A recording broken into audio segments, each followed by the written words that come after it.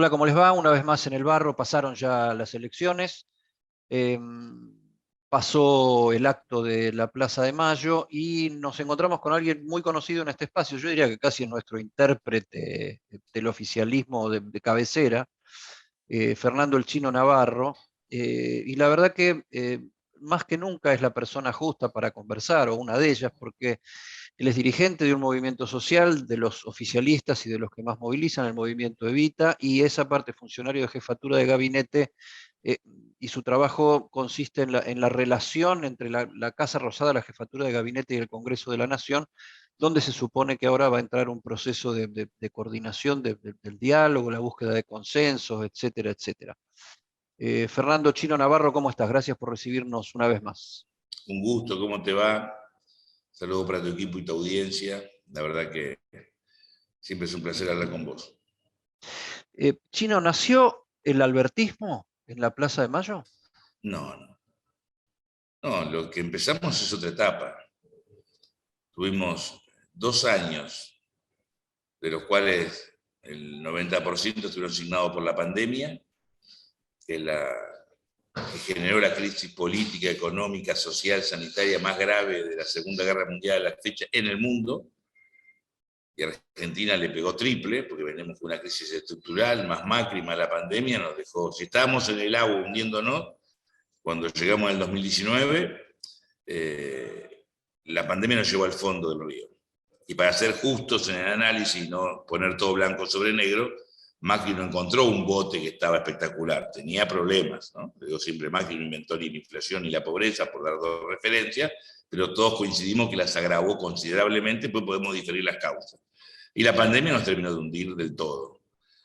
En ese marco, nuestro gobierno fue un gobierno que fue improvisando porque no conocíamos cómo era la pandemia, no teníamos idea, ni nosotros ni nadie en el mundo, con un aparato sanitario desmantelado, que viene de una crisis de mucho tiempo, que creíamos que no iba a explotar, con imágenes que vemos en Europa que hoy nos parecen tan lejanas, ¿no? Pero de Nueva York, Italia, con personas que habían fallecido en la calle, donde no había dónde enterrarlas.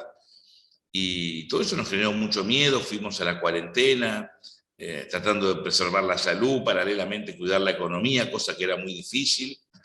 Y todo eso nos fue llevando a una situación donde después empezó a haber crisis con la oposición, con el sector de la sociedad. No obstante, Argentina no explotó, no entró en default, no hubo hiperinflación, no hubo estallido social, pero sufrió secuelas. Tenemos inflación, tenemos situaciones sin cerrar con el Fondo Monetario, crecimos muchísimo, pero eso no alcanza a resolver los 40% de pobres, ni informalidad, ni desocupación. Ahora vamos a eso porque estoy seguro de que son los temas que se van a poner en el centro de la agenda, por lo menos desde el punto de vista de lo Pero que se ha terminaba anunciado tu pregunta. como la Entonces, esa intención. etapa la cerramos con la PASO y la elección del domingo. Sí. No fue, no fue como esperábamos, nosotros creíamos que podíamos ganar, en la PASO estábamos convencidos que vacunar, el crecimiento, era suficiente para tener una muy buena elección, nos llevamos una sorpresa muy grande y perdimos. Y en la elección general eso se repite, más allá de que el hecho de que en Buenos Aires estuvimos muy cerca, a nosotros nos cambió el estado de ánimo. A mí me dio alegría el domingo cuando fui al búnker y creí que perdíamos por 7 y terminamos casi empatando, después se consolidó en 2, pero eso nos puso de cara al 2023 con otra perspectiva. Pero ahora abrimos otra etapa, no el albertismo, la posibilidad de que Alberto presidente y todo su gabinete y todo el equipo político de provincias, municipios, sindicatos, organizaciones sociales, también otros actores que están fuera del gobierno, del mundo empresario y también la oposición, tenemos el desafío de reconstruir Argentina sin perder nuestra identidad ni dejar de representar los intereses que representamos si hacemos un acuerdo racional. Porque seguir peleándonos en el marco de esta crisis, nadie va a poder gobernar el 2023, gane quien gane, si no hay un acuerdo de racionalidad frente al acuerdo con el Fondo Monetario, frente a las cuestiones que hay que resolver. Eso es lo que nació, la decisión de acordar en términos de mediano y largo plazo. Ahora vamos a eso, pero déjame que antes te consulte un poquito más sobre el acto, porque es evidente la centralidad en apoyo al presidente de la Nación, y también evidenció el propio presidente de la Nación las diferencias internas en el frente de todos, hasta las celebró, y les puso una zanahoria, un terreno adelante, decir, muchachos, somos lo que somos, tenemos la diferencia que tenemos, resolvámosla en una interna presidencial en 2023, como alejando un poco el tema, pero poniéndolo ahora con una condición. Las preguntas son dos en una. Para mí es evidente que si hay que respaldar al presidente es porque no está fuerte y los números del Congreso van a mostrar una paridad complicada de manejar. Y segundo, la evidencia de las diferencias y las tensiones dentro del frente de todos. ¿Cómo se combinan esas dos cosas en esta nueva etapa? Nosotros convivimos con un Congreso parecido en diputados al que vamos a tener hoy. Nunca fuimos mayoría en diputados cuando asumimos en el 2019. No teníamos número ni siquiera para reunir el quórum. Y dependíamos de acuerdos con otros partidos opositores, partidos provinciales y con la propia fuerza opositora mayoritaria que es Juntos por el Cambio para tener quórum y aprobar leyes importantes. Y lo logramos. Hubo muchas escaramuzas, muchas chicanas, muchas peleas, pero el resultado de la Cámara de Diputados es muy positivo. Se sesionó y se lograron acuerdos importantes. Y en senadores también. Está bien, en senadores teníamos 2/3, teníamos quórum propio, por lo tanto fue más fácil. Pero no se sacó ninguna ley con los senadores de la oposición no sentándose, yéndose del recinto. Habrá habido algún debate, alguna discusión, quizás una excepción que confirma lo que estoy diciendo. Incluso cuando no tuvimos 2/3, porque a veces en el marco de la pandemia, por razones de salud, no reuníamos todos los senadores oficialistas, la oposición y los partidos provinciales nos acompañaron con el quórum. Con lo cual, más allá de las peleas que a veces los medios y los políticos amplificamos, y le damos mucha importancia, en los acuerdos concretos, tanto en senadores como en diputados, hubo un acompañamiento de la oposición, y donde no hubo acompañamiento, porque tenemos diferencias muy importantes, y quizás no hubo ni la capacidad ni el tiempo de debatir a ver si podíamos sintetizar. Eso se va a repetir ahora, con la diferencia que no tenemos quórum en senadores. Estoy seguro que lo vamos a lograr, porque creo que Ale Vigo es una senadora responsable de Córdoba, porque los senadores de los partidos provinciales son responsables, y muchos senadores de provincias gobernadas por Juntos por el Cambio también son responsables, porque las votaciones tienen que ver con la gobernabilidad de la nación y de las provincias. Y lo mismo pienso en diputados.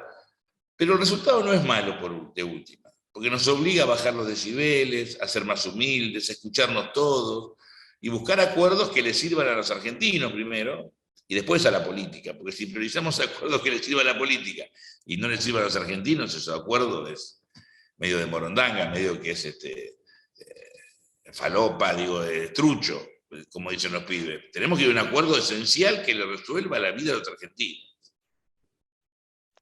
Haber puesto el 2023, o sea, una paso para elegir los candidatos presidente y vice de 2023, ¿calienta la campaña electoral desde ahora o tranquilos que ya va a llegar el momento de eso, la posterga para más adelante porque ahora hay algo más importante? No, determina reglas de juego claras. Vos ya sabés cómo se van a elegir los candidatos a concejales, a intendentes, a gobernadores y al presidente en el frente de todos. Las reglas están claras. Pero todos entendemos, empezando por Alberto Fernández, por Cristina, todos nosotros, que si nosotros no mejoramos, y mucho nuestra gestión, el hacer, el realizar, el resolver de cara a los problemas de los argentinos, los problemas concretos, trabajo, inflación, pobreza, seguridad, educación, por más que tengamos reglas de juego claras, no tenemos posibilidad de ganar la elección del 2023. Pero si en marzo del 2023 tenemos una pobreza que está descendiendo en forma consistente, y la inflación lo mismo, y el trabajo sube, y el poder adquisitivo del salario está fuerte, y tenemos un plan de seguridad que empieza a encauzar el tema de la seguridad en serio, sin echar la culpa uno a otro, sino una política integral de prevención y de represión del delito cuando merezca esa represión en el marco de la ley, vamos a ser competitivos. Pero además de ser competitivos, le va a servir también a la oposición, porque si nos logran ganar, van a encontrar un país muchísimo mejor el 10 de diciembre del 2023 que encontramos el 10 de diciembre del 2019. No queremos dejar un país igual o peor, queremos dejar un país mucho mejor. Y así podremos ser competitivos en términos electorales, pero eso es mediano plazo en los tiempos formales, pero en la vida de los argentinos falta muchísimo. Hay, a ver, hay una autocrítica ahí, porque ahora no hubo PASO, o sea, la PASO fue una formalidad, un trámite con lista única, y por un lado hay una autocrítica, y por otro lado, ¿Cristina está de acuerdo con esto?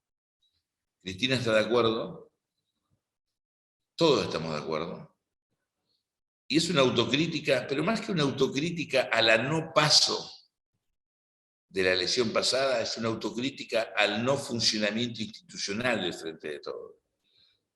Frente de Todos es un frente que tiene diversos partidos, uno más importante y otros menores, pero también tiene actores sociales, como las organizaciones sociales, actores gremiales como la CGT, actores económicos como grupos empresarios, pymes, pequeños y medianos productores del campo, agricultura familiar, que está ligado directa o indirectamente a las políticas del gobierno. Y nosotros no podemos pretender que 2, 3, 4, 7 resuelvan las cuestiones de 44 millones de argentinos. Tampoco hay una asamblea universitaria, pero cuando vos más participación, claro, cuando más debatís, cuando más escuchás, cuando más proponés, cuando más aceptás ser interpelado en todos los rubros, la propuesta que gestionás es mejor porque sintetiza no solamente lo que te dice el técnico que más sabe del mundo pyme, sino que escuchaste a 3.000 pymes de todo el país en distintos encuentros, que saben un poco más, por lo menos de la realidad, que el mayor experto teórico que tengamos del mundo pyme. Chino, te toca estar en un momento, o sea, en el lugar justo, en el momento preciso, porque bueno, se habló mucho del diálogo y del consenso y de la búsqueda de canales, de soluciones a temas de fondo, y vos mismo lo estás planteando ahora. Lo que no termina de quedar explicitado, y por una cuestión de tiempo, supongo, es el formato que se está proponiendo. Ahí hubo reuniones de Juan Mansur con Sergio Massa, lo que nos da para suponer que el Parlamento va a ser central en esta cuestión, porque bueno, para eso están elegidos los representantes del pueblo en el Congreso, pero también vos sumás el diálogo y la concertación con sectores que no están directamente representados en el Congreso, y que son más las corporaciones, digamos, empresarias, sindicales, sociales, etcétera, etcétera. O sea, ¿cómo es el formato del diálogo y el alcance del acuerdo que se busca? Porque también se habló del pacto de la Moncloa, siempre nos vamos a la Moncloa y lo sacamos del cajón. O sea, el formato, ¿cómo es el diálogo que viene? ¿A qué me tengo que atener del 10 de diciembre en adelante? ¿A cómo va a ser la manera de propuesta por el gobierno para conversar y sacar soluciones?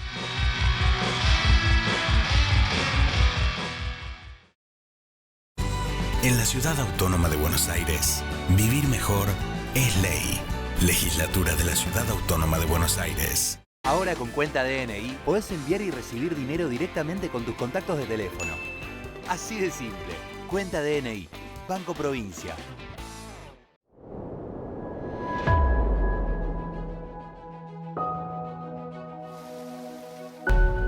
Energizate en Jujuy. Jujuy es energía viva.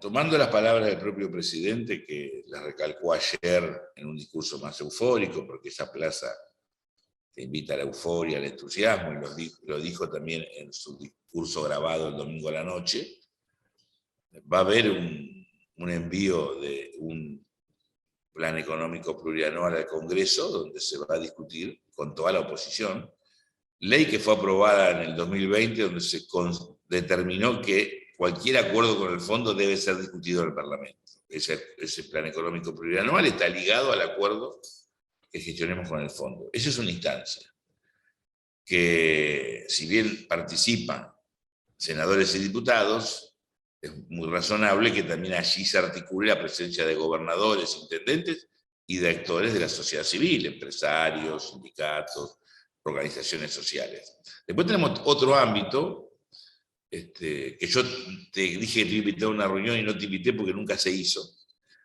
que tenía que ver con el Consejo Económico y Social, con un programa que se llama Argentina Armónica, que se está desarrollando, y que se reúne permanentemente. Y ahí sí hay una conjunción muy diversa en ese espacio que coordina y conduce Gustavo Vélez, de empresarios de empresas importantes, algunas ligadas a la industria, otras a la industria del conocimiento, otras a la agroindustria, pequeñas y medianas empresas, agricultura familiar, sindicatos, sectores de la intelectualidad, sectores de la justicia, organizaciones sociales, y de una diversidad muy importante, donde no se eligió a partir de la pertenencia política, pero como te vas conociendo y algunas personas ya eran conocidas, sabemos que muchos opinamos diferente en términos de cuestión partidaria o electoral. Sin embargo, se puede avanzar en acuerdos concretos cuando hablas de determinados temas productivos. Por ejemplo, hoy estamos llevando adelante un programa que tiene que ver con la descentralización productiva, habitacional, con selección de proyectos muy interesantes que vinieron de todo el país, más de 600. Y ese era el tema por el cual vos me habías invitado a alguna participación. Exacto, y después se aceleraron los tiempos porque dependemos también, tenemos una relación con un organismo multilateral, que es el Fonplata, que pone recursos que se van a entregar a los programas, proyectos seleccionados sin necesidad de que ese dinero sea retornado como un aporte. Yo igual después te voy a mandar el resumen y va a haber alguna reunión para que puedas participar y ver el mecanismo, pero de este tipo de programas hay varios que están funcionando con muy bajo perfil. ¿Por qué? Porque si lo subís a los medios o lo pones en consideración aún con la mejor sana intención, empiezan las interpretaciones, los análisis, los cruces, los reproches, pero vos qué haces ahí, pero vos no sos de... El bajo perfil también ayuda a pasar por debajo del radar y que estas iniciativas se conozcan cuando se concreten, cuando se materialicen. Y además con una buena noticia, que de esos 600 proyectos se seleccionan menos del 10%, pero hay un acuerdo a priori hoy con la jefatura de gabinete de tratar de ayudar a todos los programas no seleccionados, proyectos no seleccionados. Después veremos de qué forma lo vamos a hacer, si con recursos, con material, con programas, pero para que se hagan realidad. Entonces, algo que nació para impulsar 30, 40, 50 proyectos puede terminar impulsando 400 proyectos en todo el país, donde están involucrados empresas importantes, cooperativas importantes, sindicatos, municipios, gobiernos provinciales, emprendimientos de agricultura familiar, ONG. Ahí está, mira, desde el Hospital Garrahan hasta la Daia, desde... Es inmensa la cantidad de organizaciones del mundo económico y del mundo civil que han participado. Y la idea es que todos puedan avanzar posteriormente a la primera selección. Y eso también es una forma de dialogar y encauzar, porque podés mostrar un ejemplo. Mirá, hicimos esto. ¿Qué hicimos? En vez de pelearnos, nos pusimos a trabajar en los puntos que estábamos de acuerdo. A lo mejor respecto al mundo geopolítico tenemos diferencias, pero cómo producir frutilla o cómo ayudar a una comunidad de pueblos originarios a poner en valor su producción, nos pusimos de acuerdo. Ahora, para poder interpretarlo desde el esquematismo periodístico o el mío propio, que ¿viste? Yo soy un poco cuadrado para entender las cosas. Acá, por un lado, va a seguir siendo importante el papel de Gustavo Vélez y toda esa parte extrainstitucional, digamos, en el diálogo, y crece el papel de Sergio Massa, ratificado como presidente de la Cámara de Diputados y de conocidas relaciones con varios actores de la oposición, incluso antes de que se formara el Frente de Todos. ¿Es así? Sí, el Consejo Económico y Social no es extrainstitucional, es institucional, sí, pero es por ley, sí. Actúa con actores que están fuera de las instituciones del Estado. Exacto. Y por supuesto, Gustavo, como muchos otros actores, van a tener mucho predicamento, porque todos coincidimos en la necesidad de dialogar para resolver problemas, muchos de ellos estructurales. Y Sergio Massa, como bien lo describiste, no quiero repetir, es un cuadro político que hace del diálogo, de la relación política, un medio para lograr consensos y buscar objetivos comunes. Y va a tener un rol importante, como lo va a tener Máximo en la presidencia del bloque, como lo van a tener muchos diputados, algunos con perfil bajo. Van a ocurrir cuestiones que vos no vas a saber quién le acordó, porque a veces en las comisiones hay trabajos anónimos de diputados muy capaces que no van a los medios, pero son los que hacen los proyectos, los que los discuten, los que están en la letra fina. Yo he sido legislador y presidente de bloque, y funcionaba mi bloque porque había, mi bloque no, el bloque que circunstancialmente yo conduje, porque había 10, 15 diputados que casi nadie conocía, que trabajaban y te daban los insumos para acordar con otros diputados de la oposición. Y después va a ver también el presidente, seguramente a medida que esto evolucione, también el presidente va a convocar a otro tipo de instancias. Pero me parece que es un proceso que tiene que empezar de menor a mayor, con mucha responsabilidad, y el tema clave es el acuerdo con el Fondo Monetario. Si nosotros no terminamos de definir un acuerdo consensuado con todos los actores importantes de la vida pública argentina, difícilmente ese acuerdo sea factible. Ahí vamos al Fondo Monetario, pero falta una pieza acá. Y es Cristina, una vez más, Chino, porque sigue estando al frente del Senado de la Nación, y un Senado con una composición distinta. Y un Senado que tiene una composición distinta, viniendo la oposición a obtener ese resultado, poniendo muy el foco en empatarle a Cristina en fuerza en la Cámara Alta. Cristina es una mujer de diálogo, también es una mujer firme, enérgica. Vos sabés que a pesar del avance del feminismo, a las mujeres aún hoy todo les cuesta el doble o el triple, sobre todo cuando son mujeres importantes. Pero Cristina es un cuadro político. Incluso en sus expresiones públicas, en discursos o en carta, le ha planteado a la oposición la necesidad de discutir en forma conjunta, con una posición común desde Argentina, con el Fondo Monetario, los plazos de negociación. Vos decís, bueno, yo no le creo. Lo dice porque sabe que no me van a aceptar. Lo comprendo, lo puedo entender, pero ahora se agota el tiempo porque el acuerdo hay que hacerlo. Y Cristina va a plantear lo mismo que plantea Alberto, y lo que plantea Sergio Massa, y lo que planteamos todos. Después cada uno tenemos nuestro estilo. Pero somos convencidos, el gobierno estamos convencidos, no porque somos patriotas, porque aún tenemos un componente de sensatez, que no debemos perderlo nunca, que debemos aferrarnos a esta sensatez, que es lo más importante que tenemos, de que si no hay un acuerdo integral para pensar en Argentina 20 años, ¿quién va a gobernar en el 2023, gane quien gane, en un país que sigue teniendo los pobres que tiene y la inflación que tiene? Si nosotros no empezamos a bajar esos grandes es una números, cuestión de sentido común para la supervivencia de todos, digamos, ¿no? Así es. Plan plurianual es la fórmula del momento. ¿Qué quiere decir? ¿Esto ya está acordado con el fondo en trazos generales? No conozco, yo no tengo detalles, es una negociación que lleva adelante Martín Guzmán con la discreción que se requiere, porque imagínate si yo lo conociera y lo conocieran otros, y por ahí sin querer decimos algo que no debemos decir, me parece bien que se guarde reserva. No me gusta el secretismo, pero sí me gusta la discreción y la reserva cuando son temas que tienen que ver con el interés nacional. Lo que sí creo, conociendo a Martín, que se trata de pautas económicas que están ligadas al sentido común y a la razonabilidad, y que él no va a dar ningún acuerdo al Fondo Monetario que empobrezca más a Argentina o que tire más abajo el trabajo. Porque además, esto no hay que ser economista, un almacenero, un padre de familia, cualquiera de nosotros que tenemos una deuda, cuando la vamos a renegociar le decimos a nuestro acreedor, mira, si no me dejas laburar yo no te puedo pagar. Si yo gano 100 y vos querés que te pague 90, yo no puedo vivir 2 días. Busquemos una cuota que me permita a mí pagarte, pero que me permita a mí trabajar para poder pagarte y para poder, a su vez, ir recreándome en mi vida familiar, empresarial o en la vida económica de la nación para que siga creciendo y te pueda pagar mejor. Si no, no hay negociación que aguante. Y tampoco sabemos, tampoco sabemos plurianual de cuántos años es, porque pluri es varios, es muchos, no sabemos si es quinquenal, si es una década, si es bianual, si es... No.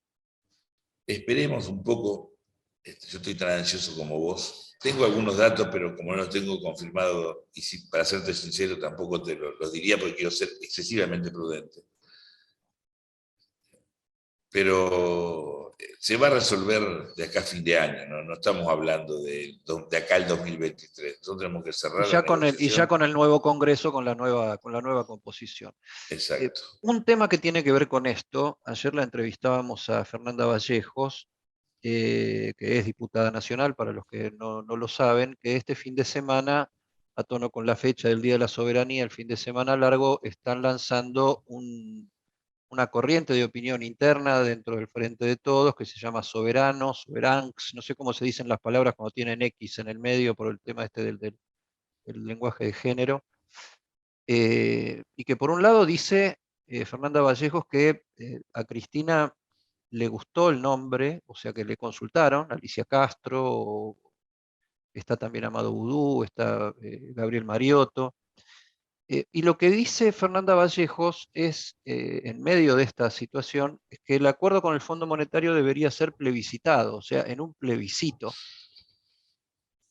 Ese tipo de propuestas desde adentro del Frente de Todos ayudan, complican, le dan variedad al asunto, no se lo dan.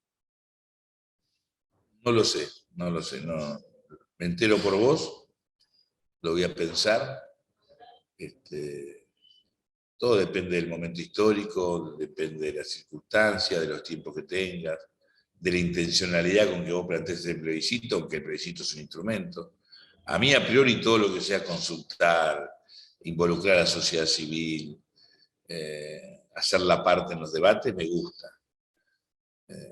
Yo creo que si la política no se abre a la sociedad civil, aquel concepto peronista de la comunidad organizada, para poder recoger inteligencia, energía, ideas, protagonismo, nuevos actores, muy difícil que salgamos de la crisis, aunque haya diálogo y consenso, porque no alcanza con la política para resolver esta crisis. Yo, si tuviera que pensar, iría algo más profundo que el plebiscito. Iría a discutir, no a preguntarte te gusta o no te gusta y hacemos una campaña. Me metería en el barro y hablaría con los vecinos pensando qué Argentina queremos, ¿no? Porque de golpe los dirigentes queremos que tenemos las soluciones. Y deberíamos tener la humildad de entender que en los últimos 45 años, habría que restar los nefastos años de la dictadura, salvo algún momento de Alfonsín, algún momento de Menem, momentos de Néstor, Cristina, nunca pudimos torcer la curva hacia abajo en pobreza, en crecimiento, en informalidad, en inflación. Todo es peor que hace 45 años. Y si no nos hacemos cargo de eso, es muy difícil que yo te quiera consultar a vos. Me parece que tengo que aprender mucho todavía y mejorar mucho y tener una mirada autocrítica profunda antes de criticarte a vos para saber dónde estamos parados. Pero respeto todas las ideas, muchas de las compañeras y compañeros que vos mencionaste tengo aprecio y respeto, y me alegra que haya nuevas organizaciones políticas, todo lo que sea nuevo, novedoso, debate, discusiones, es positivo. Ayer el presidente, vamos terminando ya, ayer el presidente, no es que él dejó afuera, sino que tomándose de manifestaciones de Macri y de Milei, dijo, bueno, si no quieren diálogo, no vengan, hagan su vida. Pero resaltó inmediatamente que le consta que hay dirigentes de la oposición que sí están propensos a sentarse a conversar y ser civilizados, y no los nombró. Si los nombra, pobre, te imaginas el lío que se arma. Eso habla de la responsabilidad del presidente, ¿no? Eso iba a decir, o sea, no le quiso tirar un salvavidas de plomo a nadie, aunque parece evidente, ¿no? Que, qué sé yo, que ahí entran Horacio Rodríguez Larreta, algún gobernador radical, el propio Facundo Manes, que va a entrar a la Cámara de Diputados y viene haciendo mucha campaña con que la grieta embrutece, tira para atrás, hay que dialogar con todos y toda esta historia, pero busquemos un poquito más. ¿Dónde están los opositores racionales que compran un diálogo y por qué sería un salvavidas de plomo nombrarlos? Ayer era un discurso de campaña, ¿no? Yo creo que comparar el discurso de Alberto del domingo, que lo grabó con los cuidados que corresponde a un presidente que se dirige a la nación en carácter de presidente, y después compararlo con lo que dijo horas después en el búnker a la noche, donde también es presidente, pero estás en un acto con compañeros, celebrando que estamos vivos, que no perdimos por palizas, sino que mejoramos en Buenos Aires y nos da otra perspectiva respecto al 2023. O no tomar el contexto adecuado lo que dijo ayer en ese acto, que también era un acto que el propio fervor popular te lleva a vos por más que tenés que extremar el cuidado, porque no deja de ser presidente, actuar también como un dirigente político. Vos mismo lo señalás. ¿Qué le dice a Macri? Si no querés venir, no vengas. Pero si querés venir, podés venir. Lo de Milei es más raro, porque Milei lo acusó de tirano el domingo a la noche, después de haber sido elegido democráticamente en elecciones limpias, transparentes, como corresponde. Pero si hubiese un tirano, Milei no podía ser diputado. Esas contradicciones que tiene Milei. Si va al Parlamento va a tener que participar Milei, después si no quiere participar es su decisión. Pero la mayoría de los dirigentes del Frente de Todos, y la mayoría de los dirigentes de Juntos por el Cambio, como la mayoría de las personas de este país, lo que quieren es que haya un acuerdo para empezar a resolver problemas concretos. Lo que no quieren es que nos pongamos con la guitarra los políticos a hablar de un país ideal, cuando lo que tenemos que hacer es meternos en el barrio y ver cómo resolvemos los problemas concretos de ahora, hoy y ahora. ¿No les falta saber generar un clima de eso? Está bien que la campaña electoral no es el ámbito más adecuado para bajar un cambio y decir, bueno, ahora somos todos argentinos, pero muchas veces yo escucho, más fuera de micrófono que en el aire, que hay mucha más propensión al acuerdo político que la que se ve. ¿No es hora de que se empiece a ver y de generar un clima de mayor concordia para entusiasmar desde ahí? Porque la sociedad, aparte de entristecida, golpeada, y una cantidad de cosas, está tensa, ¿no? Está con los dientes apretados, y el nivel de discusión política que tenemos no ayuda. Es verdad. Por eso digo que, no sé si lo hablaba con vos hace un rato o lo hablaba con otro periodista hoy temprano, este resultado no es malo porque nos obliga a bajar los decibeles, a ser menos cocoritos, a ser más humilde, a escuchar, porque para construir consenso y mayoría, no solamente en el Parlamento, cualquier tipo de instancia, requerís de hablar y dialogar con el otro. Y es cierto que a veces sobreactuamos, a veces por ahí la propia dinámica de la pelea te lleva a sobreactuar y uno pierde perspectiva y cree que esa discusión es así, cuando los dos que están discutiendo tienen voluntad de charlar y es más fácil, pero pará. Bueno, apaguemos la cámara, no nos gritemos, y vamos a sentarnos a resolver y ponernos de acuerdo. Yo creo que vamos en ese camino, porque cuando vaya al Congreso, si nosotros no actuamos con sensatez y humildad, difícilmente podremos lograr ni siquiera que sea tratado el proyecto que envíe el Ejecutivo. O sea, para ser tratado y considerado en las comisiones y luego en el recinto, vamos a tener que actuar con mucha empatía, con mucha humildad, bancarnos, pues ustedes dijeron esto, aquello y ahora, y bueno, está bien. Tener la flexibilidad y la plasticidad que se requiere cuando se busca un bien mayor, que es el bien común. Yo confío mucho en Alberto, porque lo veo sereno, pero también confío mucho en muchos dirigentes de la oposición, pero más confío en esa voluntad que tiene la mayoría del pueblo argentino, que nos va empujando lentamente con su voto, con su propuesta, con su interpelación cotidiana, a que nos juntemos y resolvamos los problemas concretos. Esto lo escuchás en todas las calles, en todos los bares, en todos los barrios, en todas las fábricas. Déjense de joder, muchachos, no se peleen más, resuelvan los problemas. Lo escuchan ellos y nosotros. Y si de ellos y nosotros podemos construir nosotros de Argentina, nos iría mucho mejor. Si nosotros midiéramos lo que construye la población con su opinión en las urnas, este equilibrio es o se ponen de acuerdo o nos vamos al tacho. Bueno, ese fue el mensaje. Por eso no hay que, una cosa es celebrar que mejoraste la elección de cara al 2023, otra cosa es celebrar que ganaste, y está bien, pero no confundamos el mensaje. No es que lo dan un cheque en blanco, es un cheque a 2 días, 3 días, a una semana. Última y a título informativo, ¿qué cambió con el ingreso de Juan Mansur como jefe de gabinete? ¿Hubo un cambio de dinámica? ¿Hubo un cambio de qué? ¿Qué aportó Juan Mansur al funcionamiento del gabinete? Es un estilo distinto el de Santiago. Santiago estaba más en el día a día vinculado a la gestión,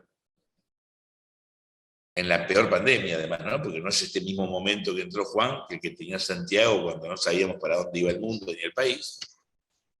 Y yo siempre decía, y lo repito, que Santiago, creo que una vez te lo dije a vos, es el que le ponía carbón a la locomotora para que funcionara. Ahora ya la locomotora está funcionando porque estamos creciendo, porque la perspectiva del verano para el turismo es buena, porque lo gastronómico empieza a funcionar, porque la pandemia pareciera, sin descuidar, porque hay que ver qué está pasando en Europa, pero que nos permite una vida mucho más fluida en lo social y en lo económico.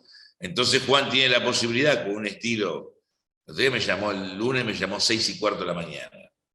Yo con Santiago me veía todos los días, entonces él no me llamaba a 6:15, porque yo a las 11 o 12 del mediodía, o a última hora lo veía, pero eran las 11 de la noche y Santiago estaba acá. Yo me enteré un día y me dio mucha bronca, porque no me convocó, que el sábado de la noche estaba trabajando y yo estaba en mi casa. Le dije, ¿por qué no me avisaste? Le digo, yo había venido. Son estilos, y Juan además tiene una experiencia que Santiago no tiene, fue gobernador y es gobernador. Tiene una relación con gobernadores que Santiago estaba construyendo. Creo que son dos estilos distintos. Es bueno el estilo de Juan cuando te llama, porque los ministros se sienten que le están encima, que le están cerquita. Me gustaba el estilo de Santiago porque era un estilo que confiaba más en la dinámica del hacer, pero se complementa. En este momento es bueno que haya un jefe de gabinete como Juan que esté encima de la pelota. Santiago por ahí en términos futbolísticos tocaba más, hacía circular el fútbol. Juan está más encima de la pelota. Fernando Chino Navarro, voy a coincidir con una tía tuya que me contaron por ahí que una vez te dijo, Luis Fernando, sos simpático. Muchas gracias. Gracias, Navarro. Nos volvemos a encontrar en cualquier momento. La verdad que para lo que yo pretendía de esta charla, cumplidas las expectativas, porque repasar lo que está pasando con serenidad, escuchando, y la verdad que vos le aportás siempre un tono, no sé, sensato, autocrítico, sin sacar el pecho demasiado, pero aún así estando en una situación donde movilizar tanta gente y esas cosas te ponen también con los pies en el barro, como decimos acá por el nombre de este programa. Te agradezco mucho, un gusto.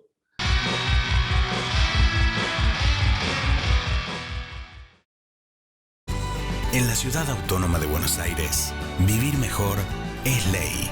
Legislatura de la Ciudad Autónoma de Buenos Aires. Ahora con cuenta DNI podés enviar y recibir dinero directamente con tus contactos de teléfono. Así de simple. Cuenta DNI. Banco Provincia.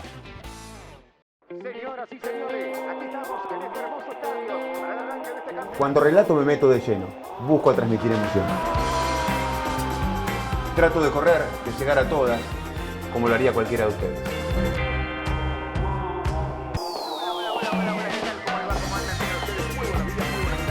Eso mismo es lo que hago todos los días en las 2 ediciones de F90.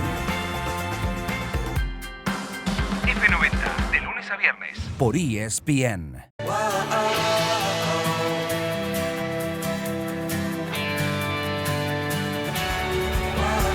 Energizate en Jujuy. Viví la Puna. Jujuy es energía viva. No dejemos de cuidarnos. Usemos siempre tapaboca. Mantengamos distancia.